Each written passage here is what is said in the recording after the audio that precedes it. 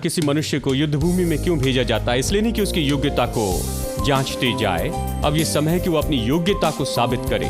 वो ट्रेनिंग में रहा है, कठोर ट्रेनिंग में से होकर गया है, लेकिन अब युद्ध भूमि में उसे ये साबित करेगा कि ये ट्रेनिंग काम करती है। देखिए, बहुत बड़ा फर्क है परीक्षा में और साबित करने में, ठीक है? यानी परमेश्वर अब्राहम की परीक्षा करता है, ये तो सामान्य रूप में ये तो बस साबित करने वाली ऐसी कोई परीक्षा है।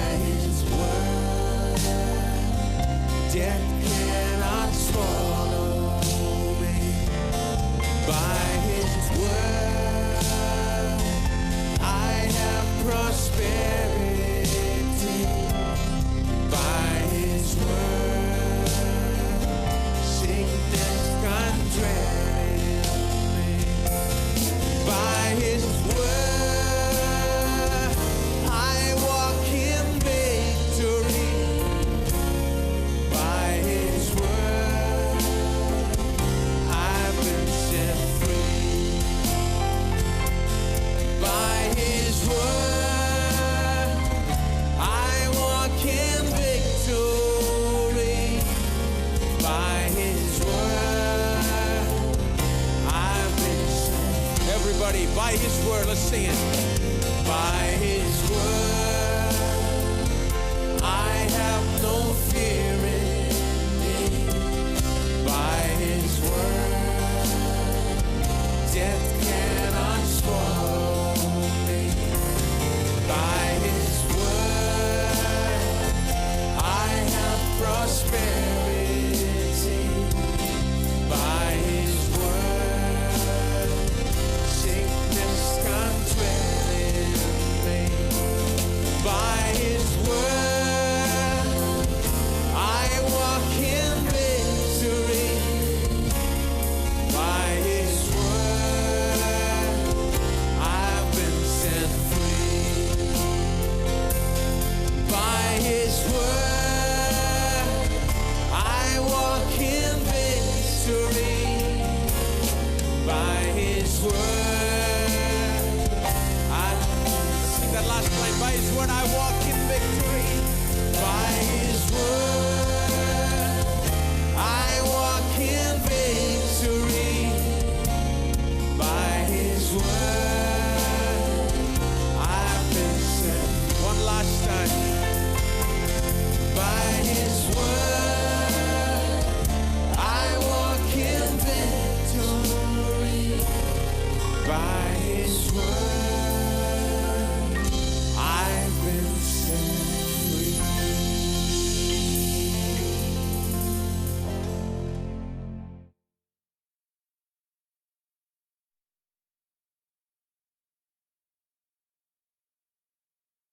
जब हम वाचा को समझते हैं, लहू की वाचा को, तो अचानक आप पाएंगे कि आपका विश्वास अगले स्तर पर आ रहा है। देखिए, मैं सोचता था मैं अब्राहम जैसे विश्वास क्यों नहीं कर सकता। मैं अब्राहम के जैसे विश्वास इसलिए नहीं कर सका, किसी ने मुझे लहू की वाचा के बारे में नहीं बताया था। किसी ने मुझे नहीं बताया कि ये सब कुछ कैसे काम करता है। कोई भी लहू की वाचा के बारे में प्रचार नहीं करता, इसलिए हमें यहां पर समस्या होती है कि लोग विश्वास करें। हम कहते हैं विश्वास करो, विश्वास करो, कहते हैं हाँ मैं विश्वास करता हूं, विश्वास की बड़ी कोशिश करते हैं, लेकिन कुछ भी नहीं होता है। और वो तो बस कोशिश करते हैं कि अपने विश्वास को वो थामे रहें, लेकिन उन्हें कोई बुनियाद नहीं दी जाती है। उन्हें इस तरह की कोई शिक्षा नहीं दी जाती है जो उनके अंदर विश्वास के लिए बुनियाद बना सके। तो अब चलिए आगे चलते हैं और देखिए अध्याय 17 में। तो परमेश्वर पहले प्रतिनिधि भेजता है दाखरस और रोटी लेकर, लहू की वाचा के लिए न्योता देता है। फिर वो खुद आकर बातें करता, कहता मैं तेरी ढाल हूं, और उससे वो हथियार देता है और वो खुद को देता है उसकी सुरक्षा और सामर्थ और बल के रूप में। और उसके साथ में वाचा बांधता है जब वो कहता है मैं कैसे जानूं कि तू ये सब कुछ करेगा। वो उससे वाचा बांधता है, लहू की वाचा बांधता है।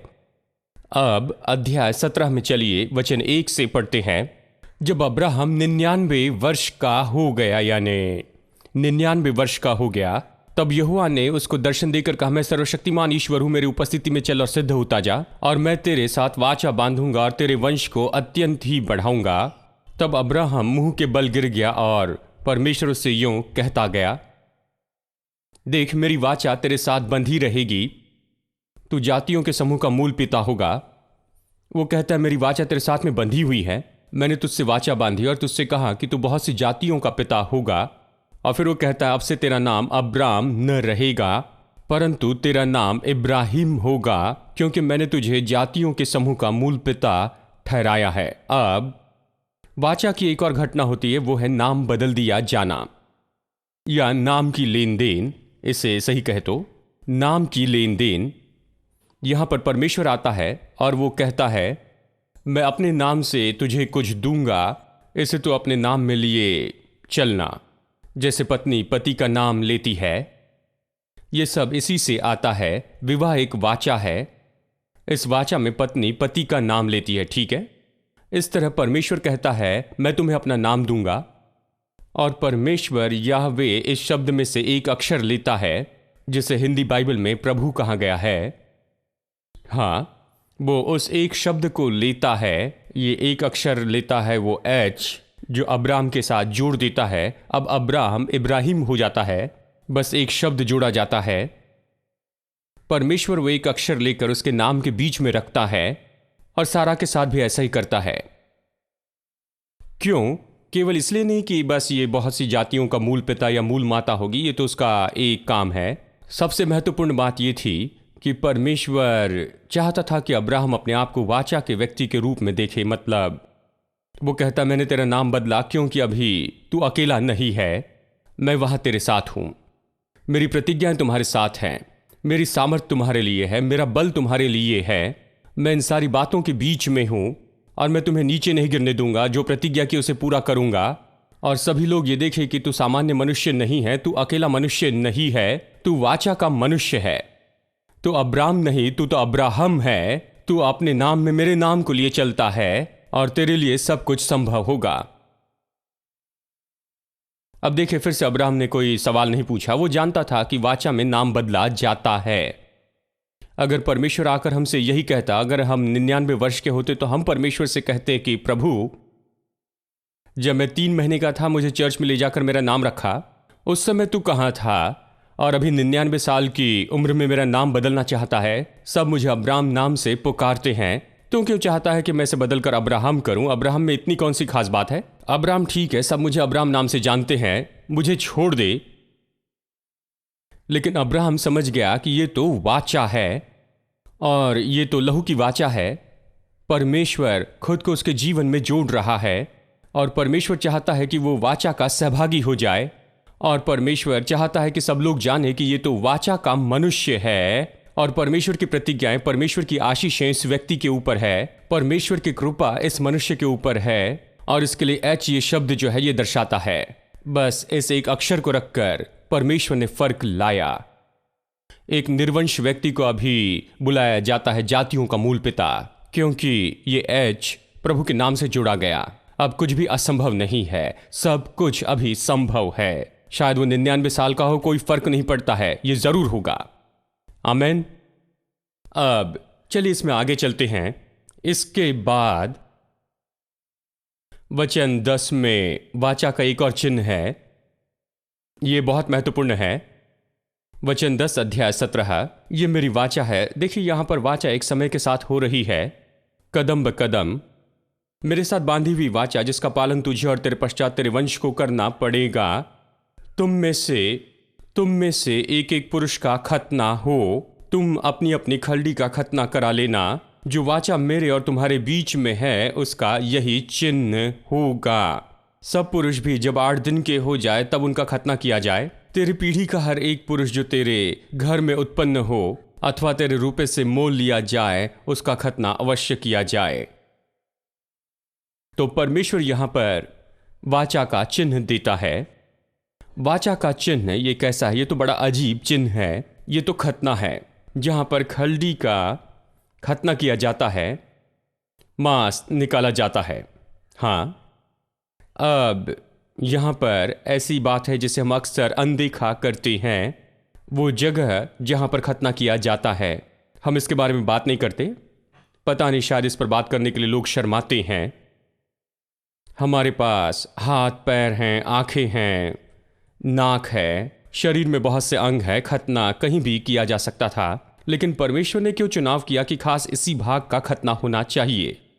देखिए, परमेश्वर ने उनसे कहा कि जो उत्पन्न करता है उसके स्रोत का खतना किया जाए, उत्पादन करने के स्रोत का खतना हो।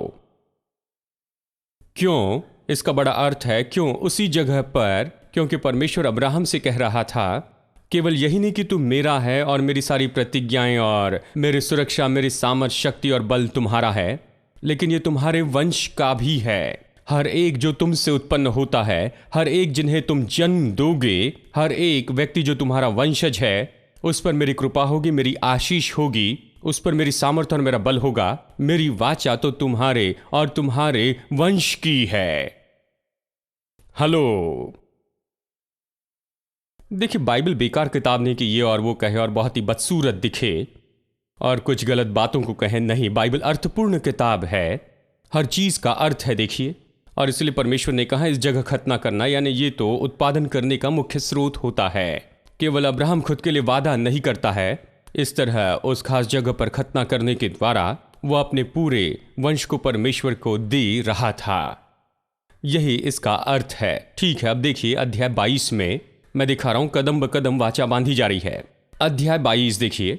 अब इस समय अब्राहम और सारा ने एक बच्चे को जन्म दिया था। अब यदि आप 99 साल के हो या 100 साल के हो और आपकी पत्नी 90 साल की है और आपने बच्चे को जन्म दिया, तो सोचिए उस समय क्या होगा। और आप बहुत खुश होंगे, शायद उस बच्चे से बहुत प्यार करेंगे, बस उस बच्चे का इतना ज़्यादा प्यार करेंगे उससे बिल्कुल ख़राब कर देंगे, क्योंकि आप इतने समय तक उसकी राह देखते रहे और फिर अंत में उस बच्चे को जन्म देते हैं। प्रभु ने दी संतान, ये बहुत ही बहुमूल्य है। और जबकि इस बच्चे के साथ में वो आनंद उठा रहे हैं, ये बच्चा भी बढ़कर लड़का हो जाता है, तो फिर अचानक परमेश्वर एक और बम गिराता है। मुझे परमेश्वर पसंद है। परमेश्वर वहां पर आता है। देखिए अध्याय 22 में वचन 1, इन बातों के पश्चात ऐसा हुआ कि परमेश्वर ने अब्राहम से यह कहकर उसकी परीक्षा की। अब ये कहानी कि कैसे परमेश्वर उसके पास में आता और कहता है कि तो अपने बेटे को बलिदान के रूप में चढ़ा। अब यहां पर इस कहानी के शुरू में ही देखिए बड़ी समस्या दिखाई देती है। लोग यहां पर ही आकर अटक जाते हैं। कहते परमेश्वर ने अब्राहम की परीक्षा की, और एक भाई ने मुझसे कहा कि परमेश्वर ने मेरी भी परीक्षा की। अब्राहम के सामने परीक्षा भेजी, वैसे उसने मेरे जीवन में एक परीक्षा भेजी है। मैंने कहा क्या? उसने अब्राहम के बेटे को लिया, अब उसने मेरे बेटे को भी ले लिया। अब ये बड़े दुख की बात है। अगर आप अध्याय 22 वचन 1 में से यही लेते हैं तो फिर मैं बहुत ही निराश हो जाऊंगा। ये अध्याय 22 आप जानते हैं, ये इस बारे में नहीं कि परमेश्वर आपके बेटे को ले लेगा। देखिए, जब कभी आप किसी फ्यूनरल में जाते हैं तो ये तो पूरे संसार में सबसे बड़ी गड़बड़ी की जगह होती मुझे लगता है, और कुछ प्रचारक तो इसे और भी ज़्यादा समस्या से भरा हुआ बनाते हैं, और वो जाकर सब कुछ बताने की कोशिश करते हैं कि क्या हुआ है, और वो इस तरह से बताते हैं। खैर, परमेश्वर ने अब्राहम की परीक्षा की, उसने परीक्षा भेजी अब्राहम के जीवन में और उसका बेटा ले लिया, और उसी तरह से हमारे प्यारे भाई और बहन का बेटा भी परमेश्वर ने ले लिया।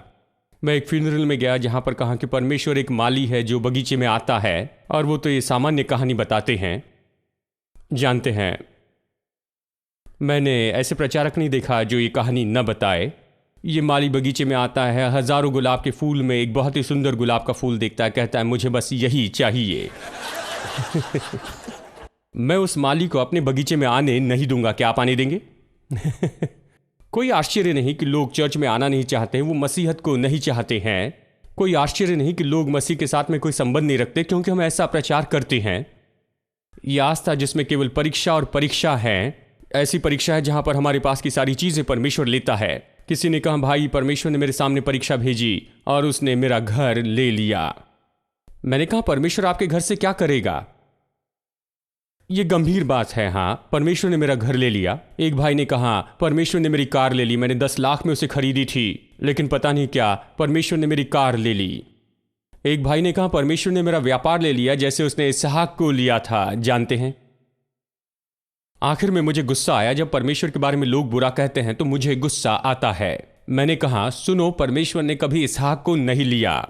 मैं आपको बता दूं, क्या इसहाक मरा था? उसने कभी इसहाक को नहीं लिया। आपने कहानी बदल दी है, पूरी कहानी गलत की। परमेश्वर ने कभी इसहाक को नहीं लिया। और आप क्या कह रहे हैं कि परमेश्वर ने मेरा ये ले लिया, मेरे बेटे को ले लिया, ये और वो? क्या कह रहे हैं? परमेश्वर ने सभी लोगों को जीवित ही लिया। ये बाइबल है, आप इसके बारे में सोचिए, आप पर छोड़ देता हूं।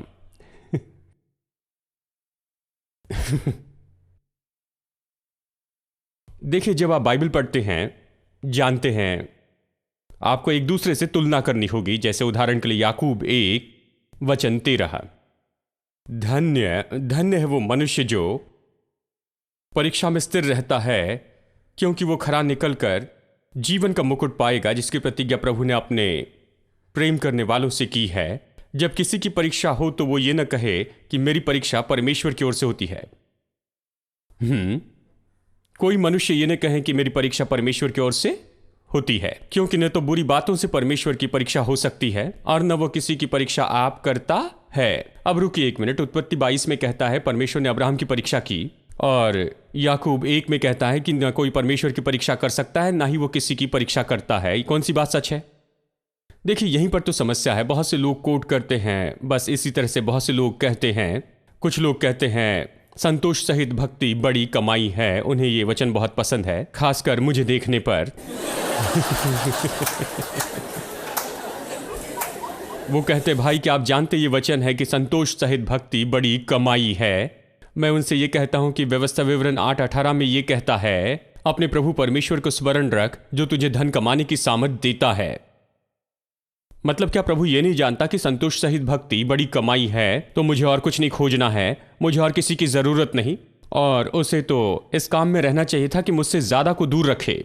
वो क्यों कहता है कि संतोष सहित भक्ति बड़ी कमाई है? एक जगह पर वो इस तरह से कहता है, और इसी बाइबल में एक और अध्याय में वो ये कहता है प्रभु परमेश्वर को स्मरण रख जो तुझे धन कमाने की सामर्थ देता है। अब वो मुझे सामर्थ देता है कि धन कमाऊं, और फिर वो कहता है संतोष बड़ी कमाई है, ज्यादा नहीं चाहिए। एक दूसरे के विरुद्ध में है। अब जब आप इस तरह के विरोधाभास को देखते हैं, बाइबल अपने आप के विरुद्ध में नहीं कहती, बाइबल सच्चाई बता रही है। तिमोथीज में जब वो कहता है संतोष सहित भक्ति बड़ी कमाई है, तो वो पैसों के लालची लोगों से बातें कर रहा था।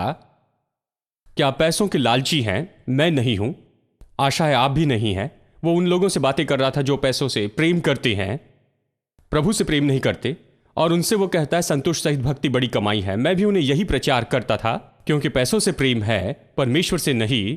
आपको पैसों से प्रेम नहीं करना है, परमेश्वर से प्रेम करना है, पैसों का उपयोग करना है। हेलो,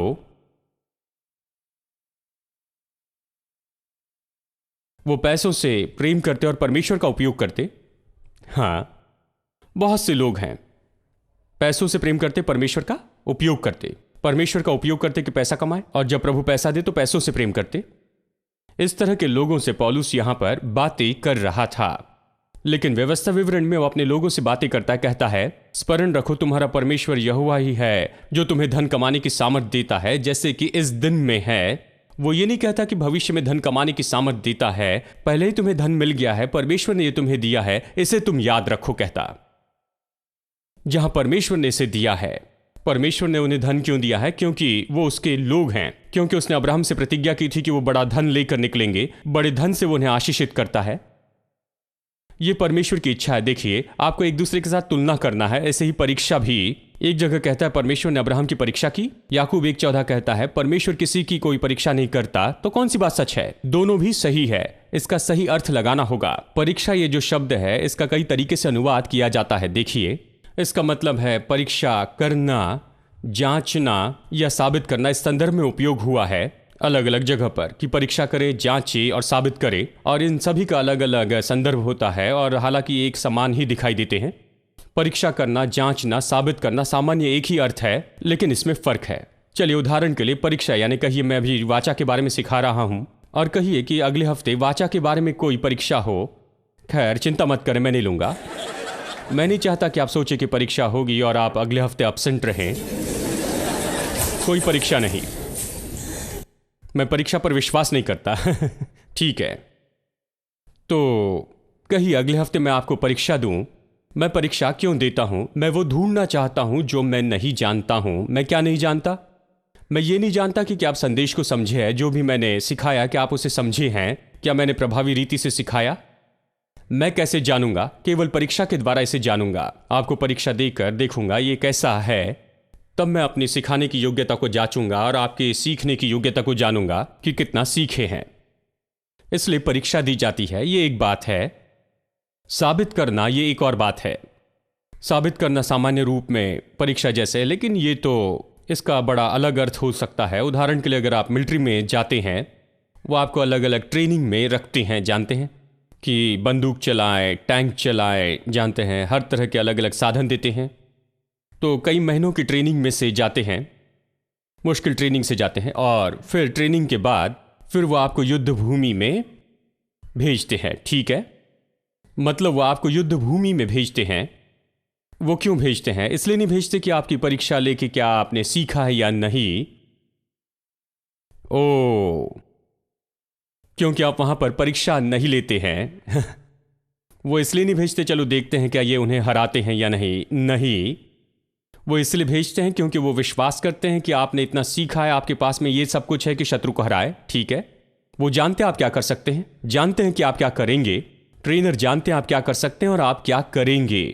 तो जब बाइबल कहती है कि परमेश्वर ने अब्राहम की परीक्षा की, उसे जांचा, तो ये कहना चाहते हैं कि परमेश्वर नहीं जानता था अब्राहम क्या करेगा, या परमेश्वर नहीं जानता था अब्राहम क्या कर सकता है। परमेश्वर जानता था अब्राहम क्या कर सकता है और वो क्या करेगा। तो उसने इस तरह से उसने अब्राहम की परीक्षा नहीं की कि ये जान ले कि इस परिस्थिति में अब्राहम क्या करेगा, नहीं, या उसकी योग्यता और विश्वास और ये सारी बातों को जांचे। परमेश्वर जानता था उसमें क्या है, वो क्या करेगा। तो परमेश्वर ने अब्राहम की परीक्षा क्यों की? किसी को या किसी मनुष्य को युद्ध भूमि में क्यों भेजा जाता है? इसलिए नहीं कि उसकी योग्यता को जांचते जाए। अब यह समय है कि वो अपनी योग्यता को साबित करे। वो ट्रेनिंग में रहा है, कठोर ट्रेनिंग में से होकर गया है, लेकिन अब युद्ध भूमि में उसे यह साबित करेगा कि यह ट्रेनिंग काम करती है। देखिए, बहुत बड़ा फर्क है परीक्षा में और साबित करने में। ठीक है, यानी परमेश्वर अब्राहम की परीक्षा करता है, ये तो सामान्य रूप में ये तो बस साबित करने वाली ऐसी कोई परीक्षा है। और इसलिए परीक्षा शब्द आपको बहकाने न पाए। शब्द कई बार आपको गलत रास्ते पर लेकर जाते हैं, इसलिए प्रचारक की जरूरत होती है। यानी परमेश्वर ने अब्राहम की परीक्षा की, उसे जांचा, ये तो केवल उसे साबित करने के लिए था। और ये तो एक और कदम था, ये तो वाचा को साबित करने के बारे में है। वो साबित करना चाहता था कि ये जो वाचा है ये सच में काम करती है।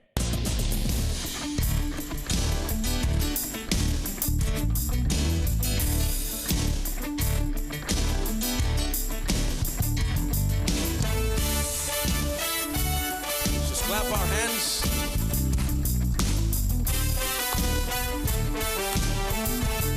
The Bible says His kingdom will reign over all the earth forever and ever. Sing that now. Your kingdom shall reign over all the earth. Sing to the Ancient of Days. No, none can compare to your matchless worth. Sing to the Ancient of Days. Every tongue in heaven and earth shall declare your glory. Every knee shall bow at your throne. In worship you will be exalted, O God. And your kingdom shall not pass away, O Ancient of Days. O Ancient of Days. O Ancient of Days. O Ancient of Days. O Ancient of Days. Everybody, join with me, clap, right?